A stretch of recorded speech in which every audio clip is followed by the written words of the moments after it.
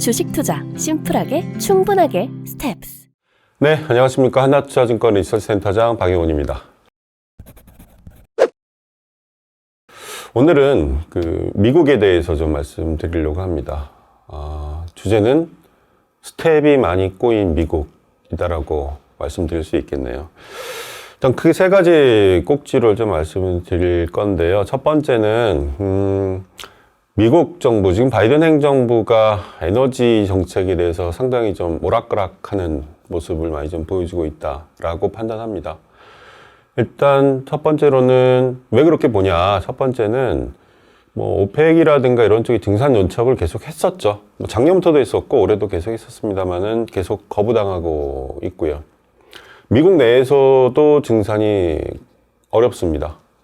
그런데 이 미국 에너지 기업들에 대한 바이든 정부의 입장은 상당히 부정적 입장을 계속 견지하고 있죠. 그런 상황에서 미국 기업들이 투자를 할 수는 없을 것 같습니다. 그러다 보니 급한 놈이 우물을 판다고 지난주에 미국은 1억 8천만 배럴의 전략 비축유 방출을 발표를 했죠. 하루에 100만 배럴씩 방출한다라고 하면 6개월간 방출 가능한 물량입니다. 자, 그런데 이게 결국에는 대안이 될 거냐, 해결책이 될 것이냐라고 생각하지는 않습니다. 궁극적인 해결책은, 가장 중요한 해결책은 결국 증산일 겁니다. 특히 미국의 말이 오펙이라든가 다른 나라의 씨알이 먹히지 않는 거는 미국 내에서의 원유 증산도 이루어지고 있지 않습니다. EIA나 이런 쪽에서는 증산 가능성을 계속 언급하고 있습니다만 저는 그렇게 보고 있지 않습니다. 크게 두 가지 이유 때문에 그런데요. 첫 번째는 DUC라는 게 있습니다. Drilled but Uncompleted Well이라고요. 일종의 백록 개념인 거죠. 뭐냐면 이거는 일단은 시추는 해놓고 아직 생산에 들어가지 않은 유전이에요. 언제든 유전으로 생산으로 복귀할 수 있는 유전이죠. 그런데 이 DUC의 개수가 이 그래프에서 보시는 것처럼 지난 2월 기준 미국의 DUC는 거의 역대급 수준으로 떨어졌습니다. 이 얘기는 뭐냐면요. 에너지 기업들이 신규로 유전을 파기보다는 기존에 이미 만들어 놓은 유전을 활용하고 있는 거죠. 이건 왜 그러냐? 수익성 극대화를 노리기 위한 겁니다. 그들 입장에서는 미국 엑슨모빌이나 쉐브론 같은 입장에서는 물 들어왔을 때 노져야 되니까 더 많은 돈을 땅바닥에다 때려박기보다는 기존에 때려박아 놓은 것에 자금을 회수하는 쪽. 그러니까 수익성이 이제 좋아지는 거죠. 하지만 백록이 계속 줄어들고 그리고 이 부분에 대한 신규 투자가 발생하지 않는다라고 하면 결국 곶감 빼먹는 거거든요. 늘어나기가 쉽지 않다. 증산이. 두 번째 문제는 미국 정부가 계속 에너지 기업들에 대해서 부정적인 입장을 계속 견지하고 있어요. 그리고 최근에는 민주당에서 횡재세라고 하죠. 너희들이 에너지 기업들이 실력이 좋아서 떼돈을 벌고 있는 게 아니라 유가가 급등해서 횡재했다. 그렇죠? 그렇기 때문에 더 많은 세금을 뽑아내야 한다.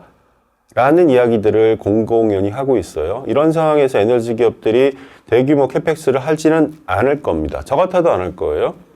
자, 2014년도에 미국 내에서만 E&P 캐펙스를 100이라고 한다면 2020년 기준은 3분의 1도 안 돼요. 2014년에 3분의 1도 안 됩니다. 그러면 올해 예상기라고 하는 거는 올해 에너지 기업들이 이제 시장에다 소통을 하는 거죠. 우리 캐펙스 얼마 쓸 거야? 그걸 다 합산해 보니까 2014년 수준의 40% 될까 말까 수준이라는 거죠. 자, 이거는 유지라고 보시면 됩니다. 늘어날 게 없다.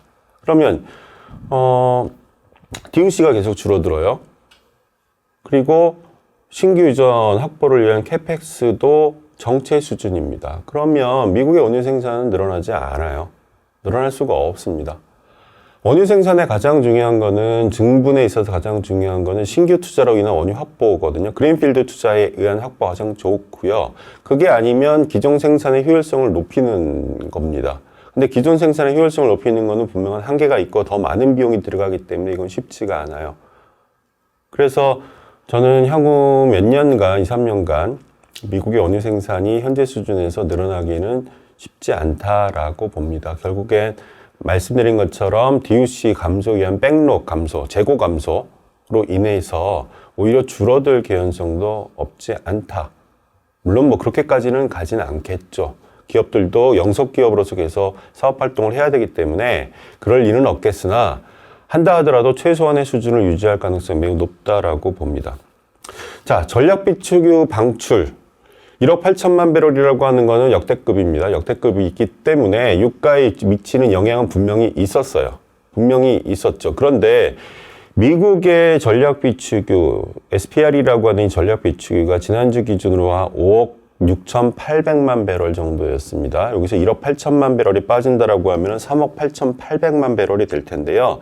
이 수준은 1984년 수준입니다. 1984년 수준이에요. 자, 현재 글로벌 정세가 특히 에너지 관련돼서는 좋지가 않죠. 상황이 매우 나쁩니다. 그러면 미국은 전략 비축유가 앞으로 필요하지 않다라고 얘기할 수는 없어요. 그럼 이걸 또 쌓아야 된다는 이야기입니다. 쌓아야 된다.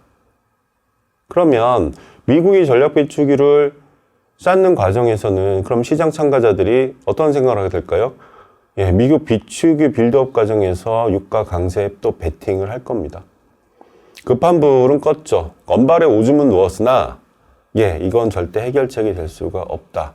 그럼 여기서 한 가지 더 문제는 뭐냐면 자, 미국 전략 비축유 같은 경우는 원유 구입 단가가 얼마일까? 예. 지금까지 쌓아놓은 5억 8천만 배럴에 있어서의 그 구매 단가는 29.7달러였어요. 예를 들어서 지금 배럴당 90불의 전략 비축유를 방출한다라고 하면은 DOE 미국 에너지국은 약 그 배럴당 60불 정도 수익 한 108억 불 정도를 얻을 수 있습니다. 이에 대해서 미국 정부는 어떻게 얘기하냐면 이 돈은 여기서 발생한 수익은 결국 다시 전략 비축유를 쌓는데 쓰겠다라고 하는 거예요. 자, 그런데 29.7불, 30불이라고 하죠. 90불에 팔았어요. 배럴당 60불 벌었죠. 그런데 앞으로 쌓아야 되는 원유 단가가 60불 이상 넘어가게 되면 그거는 무조건 또다시 손실이죠. 그걸 시장이 모를까요? 너무나 잘 알죠. 그래서 6개월 이후에 미국이 다시 전략 비축유를 쌓는 시점에 있어서는 시장 참가자들이 당연히 상승으로 베팅할 가능성 매우 높다라고 봅니다. 속도도 느려질 수 있겠죠. 근데 쌓아야 되는 것은 분명히 맞다. 자, 미국이 현재 어떻게 이 원유 생산, 에너지 생산을 늘릴 수 있는 방법은 현재로서는 없어요. 예전처럼 말도 안 듣지 않습니까? 오펙이. 자, 두 번째 문제는 뭐냐면요. 지금 우크라이나 전쟁에서 발생되고 있죠. 그래서 러시아에 대한 제재를 계속 가하려고 해요. 가하려고 하나, 일단 뭐 금융제재, 스위프트에서 러시아를 배제시킨 것 정도 이후에 임팩이 있는 게 있었을까 생각해 보면은 별로 없습니다. 별로 없어요. 아직까지 유럽은 러시아에서 가스 계속 들어오고 있어요. 특이한 거는 러시아에서 유럽으로 가는 가스 파이프라인은 크게 4개가 있죠. 노드스트림, 독일로 가는 거가 있고요. 그 다음에 우크라이나 트랜시시 있고, 다음에 터키 스트림이 있고요. 또 다른 게 이제 야말 스트림이 있는데 노드스트림은 크게 변함이 없어요. 계속 거의 맥시마이즈 물량이 가고 있고요. 가장 관심이 가는 그 우크라이나를 통과하는 우크라이나 트랜sit 같은 경우가 1월 1일 기준으로는 하루에 3만 톤 정도가 갔어요. 많이 줄어든 거죠. 그런데 4월 7일 기준으로는 7만 톤 정도가 갔습니다. 어제 기준으로 보니까 좀 줄었다가 다시 또 늘었어요. 그러니까 연초 대비 전쟁 상황임에도 불구하고 우크라이나 트랜시트를 통과하는 가스의 양은 2배 이상 늘었습니다. 연초 대비. 이걸 유럽이 끊을 수 있을까요? 못 끊죠. 다만 올해 러시아로부터의 천연가스 수입량을 작년 대비 3분의 1 수준으로 떨구겠다라는 이야기는 하고 있습니다만 파이프라인으로 가는 양은 그렇게 크게 줄진 않고 있다라고 하는 거죠. 러시아가 끊을까? 유럽이 끊을까? 이건 쉽지 않은 이야기입니다. 자, 그런 상황에서 지난주에 유럽이 8월부터 러시아산 석탄 수입을 안 하겠다라고 하는 발표를 했어요. 자, 에너지 하면 현재 크게 세 가지겠죠. 원유, 가스, 석탄입니다. 그런데 석탄은 주로 쓰이는 용도가 우리나라나 중국 같은 경우는 발전이죠. 근데 유럽 같은 경우는 석탄 발전, 전체 발전에서 석탄이 차지하는 비중이 2020년 기준으로 14.8%밖에 안 돼요. 아시아는 57% 정도 됩니다. 나머지는 석탄은 그럼 주로 어디다 쓰이냐? 산업용으로 많이 쓰이죠. 산업용으로 많이 쓰이게 됩니다. 자, 그런데 지금 상황이 아닌 코로나 상황도 아닌 유가가 에너지 가격이 높았던 2012년 기준으로 보면은 러시아 전체 수출액 중에서 원유가 차지하는 비중이 2012년도에 원유 비중이 32.3%, 석유 제품, 그러니까 디젤 같은 걸 포함했을 경우에는 50%, 전체 수출액 50%가 원유와 석유 제품입니다. 자, 두 번째로 큰 에너지는 가스. 전체 수출액의 2012년 기준 13.2%, 석탄 2012년 기준 전체 수출액의 2.3%. 영향을 주지 않는다, 석탄은. 다만 유럽이 석탄 수입을, 러시아산 석탄 수입을 안 한다라고 하게 될 때 제일 피해를 받는 지역은 어디냐? 아시아입니다. 특히 한국과 일본일 겁니다. 유럽이 러시아산 석탄을 구매하지 않을 경우에 한국과 일본은 러시아산 석탄을 마찬가지로 구매할 수가 없어요. 같이 동참해야 되기 때문에. 그런데 우리나라는 러시아에서 사오는 석탄의 양이 전체 수입량으로 놓고 봤을 때는 20%가 넘습니다. 20%가 넘어요. 대체할 때도 마땅치가 않습니다. 왜냐하면 러시아는 호주, 인도네시아에 이은 세계 3위의 석탄 수출국이에요. 유럽이 러시아 석탄을 사오지 않는 상황에서 우리도 사올 수 없다라고 하게 되면 우리는 도대체 어디서 석탄을 사와야 되는가? 예, 대안이 없습니다, 현재. 유럽이 러시아에 대해 러시아 석탄 안 사는 거는 그들의 뭐 전력 문제에 있으면 크게 이슈가 되지 않을 수는 있어요. 근데 그게 아시아 국가들에 있어서는 상당히 치명적인 도미노 현상을 불러일으킬 수가 있다. 이에 대한 대책 분명히 필요한데 대책이라고 할 것도 없죠. 우리가 쓸 수 있는 게 원유, 가스, 석탄밖에 없는데 장작을 태울 수는 없지 않습니까? 자, 핵심은 석탄이 아니에요. 유럽 입장에서는. 원유와 가스인데 가스는 지금 계속 가고 있어요. 원유 같은 경우는 지난 월요일 날 유럽에서 회의를 하기로 했는데 러시아 제재를 강화할 방법에 대해서 일단 원유는 뺐습니다. 안건 자체가 올라가지 않았어요. 왜? 국가 간 이견이 심합니다. 에너지를 많이 소비하는 독일 같은 경우는 얘기가 다르죠. 가스는 주로 쓰이는 곳이 난방하고 이제 발전이지 않습니까? 가장 큰 수요가 발생되는 난방은 끝났어요, 이미. 여름이 다가오고 있으니까. 그러니까 급한 불은 지금 일단 진화가 된 상태인데, 원유는, 자, 유럽 기준으로 원유를 가지고 발전한다? 유럽 전체, 전력 발전량의 원유 비중은요, 2%도 안 돼요. 그러니까 원유는 어디에 쓰이는 거냐? 사회 시스템의 유지에 쓰이는 거죠. 예. 물류, 그리고 산업. 시스템 유지하는 핵심입니다. 근데 유럽은 러시아산 원유 의존도가 약 30%, 가스는 약 40%, 석탄은 약 50% 정도가 되죠. 30%에 달하는 러시아산 원유가 없게 되면 스탑이 되는 거고요. 자, 러시아가 전 세계 디젤 수출량에서 차지하는 비중이 적지 않습니다. 하루에 110만 배럴 정도 수출을 해요. 그런데 110만 배럴 수출이 안 나오지 않을까라는 것 때문에 디젤 가격이 스파이크가 났습니다. 러시아산 원유가 안 나온다? 상상도 안 되는 일입니다. 어제 오펙이 그런 말을 했습니다. 러시아 원유 없이 전 세계는 유지 불가능하다. 너무나 당연한 이야기입니다. 그래서 거기까지는 갈 수가 없어요. 가스도 아직 얘기가 안 가고 있죠. 자, 이런 상황에서 미국이 유럽에 대해서 어떤 대안을 줄 수 있을까? 유럽은 어떤 대안을 찾을 수 있을까? 대안이 없습니다, 아직. 아직이라는 표현도 그렇고 앞으로도 대안이 없을 거예요. 우리가 신재생으로 정말 엄청난 속도를 높이지 않는 한, 그것도 시간은 최소한 10년은 가까이 걸리겠죠. 현재로서는 대안이 없습니다. 자, 유럽에 러시아를 제재할 마땅한 방법이 없다. 유럽이. 미국도 마찬가지다. 세 번째 문제는요, 인도예요. 현재 러시아산 원유는 가격이 매우 쌉니다. 이 그림에서 보시는 것처럼 브렌트가 100불이라고 하면 러시아산 우랄 크루드 같은 경우는 지금 65불 정도, 배럴당 35불이 낮습니다. 당연히 사고 싶은 나라들이 있습니다. 대표적인 나라가 인도입니다.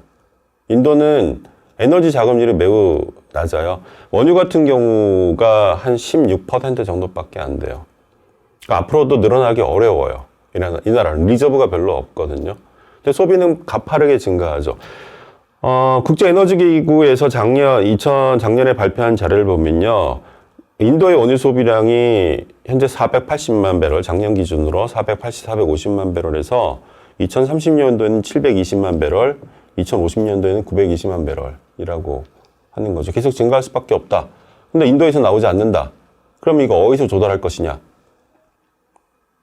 중동하고 러시아밖에 없습니다. 끊을 수가 없잖아요. 어디서 갖고 올 겁니까? 자, 인도가 현재 러시아산 원유를 계속 사고 있어요. 그에 대해서 바이든 대통령이 또 10일인가 4월 10일 날 모디 총리하고 회담을 하면서 또 얘기했어요. 사지 마라. 근데 이거 되게 웃기는 얘기죠? 유럽도 현재 계속 사고 있어요. 근데 인도 보고 사지 말라고요? 말이 안 되는 얘기죠. 인도는 유가가 높았던 2012년 기준으로 보게 되면요, 무역 적자가 2012년도에 무려 2천억 달러가 났어요. 유가가 낮아진 2020년도의 무역 적자는 925억 달러입니다. 인도는 하루에 약 400만 배럴의 원유를 수입을 합니다. 유가가 10% 올라가게 되면요, 하루에 4천만 달러의 비용이 추가가 돼요. 근데 수입량 계속 늘 거잖아요. 대체할 방법이 있을까? 대체할 방법이 없습니다. 미국은 인도를 중요한 전략적 파트너스로 끌어들였죠. 2017년 이전에는 미국의 아시아 태평양 아태 전략이라고 표현했었지만 2017년부터는 인도 태평양 전략으로 바뀌었거든요. 그러니까 인도가 중요한 축으로 자리매김하기를 원해요. 왜? 중국하고 사이가 안 좋고 중국을 견제하기 위해서 인도가 반드시 필요하죠. 근데 인도 입장에서는 자원이 없어요. 이 상황에서 유가나 가스 가격이 급등하다 보니까 무역 적자는 더 확대가 될 수밖에 없고, 대안이 있을까? 러시아가 없이는 우리가 에너지 조달 방법이 없다. 너무 확실한 거를 느꼈고요. 미국의 의도대로 러시아를 배제한다면 그럼 미국은 인도에게 무엇을 줄 수 있을까? 그것도 없어요. 인구가 중국이랑 비슷합니다. 14억 인구잖아요. 인도 사람들이 2020년에 인당 에너지 소비량이 어느 정도 수준인가 하면 1988년도의 중국 인당 소비량입니다. 무려 몇 년 전입니까? 34년 전 소비량이에요. 인구가 비슷하잖아요. 인도도 계속 경제 성장 오겠죠. 증가하겠죠. 그러면 급격한 에너지 소비 증가 발생할 수밖에 없어요. 그걸 미국이 해결해 줄 수 있을까요? 안 되죠. 더더욱이나 이 상황에서 인도가 우리도 이 상황을 목도하고 있습니다만 LNG 수출, LNG에 대해서 미국이 아시아향은 줄이고 유럽향으로 계속 보내고 있잖아요. 유럽향으로. 물론 현재 가장 급한 곳이 유럽이니까. 자, 그럼 인도 입장에서는 우리도 비용이 올라가서 힘들어 죽겠는데 아시아는 배제하고 유럽으로만 보내? 야, 이게 상황이 어떻게 될지 모르겠는데 못 믿겠다라고 하는 거죠. 인도에게도 대안이 필요하지 않겠습니까? 자, 결론적으로 말씀드리면 미국은 현재 미국 내부에 있는 에너지 기업들에 대해서도 자본주의사회에서 국가가 어떻게 그 기업에 대해서 컨트롤하겠습니까? 하지만 미국에 있는 기업들에게도 씨알이 먹히지 않아요. 오펙은 말할 것도 없죠. 그러다 보니까. 자, 두 번째로 러시아에 대한 제재를 하고 싶으나 현재 에너지 구조 상황에서 변두리인 석탄에 대한 제재만을 발표했을 뿐 가스나 원유에 대한 거는 언급조차 쉽지 않다. 미국에 대안이 없다. 유럽에 대해서. 그리고 세 번째, 인도태평양 전략으로 끌어들이고 싶은 인도가 러시아로 가고 있다라고 하는 거죠. 지구가 태양을 중심으로 돌고 있지 않습니까? 구심력이죠, 구심력. 구심력이 사라지게 되면요, 관성만이 존재합니다. 가고 싶은 대로 가는 움직임인 거죠. 우리가 줄을 매달아서 공을 삥삥 돌리다가 줄을 딱 놓는 순간 공은 어떻게 가나요? 바로 직선 운동을 하는 거죠. 자기 관성에 따라 가게 됩니다. 자기가 있는 위치에서 관성으로 가는 거죠. 미국이 현재 글로벌 정책에서 다 스텝이 꼬이고 있는 상황에서 각자 나라들이 할 수 있는 거는 각자 도생인 거죠. 대혼란의 시기다라고 생각을 합니다. 예, 어두운 얘기를 해서 죄송합니다만 현재 상황이 전혀 정리가 되고 있지 않기 때문에 미국에 처한 꼬인 스텝에 대해서 좀 말씀을 드렸습니다. 자, 오늘 준비한 내용은 여기까지입니다. 감사합니다.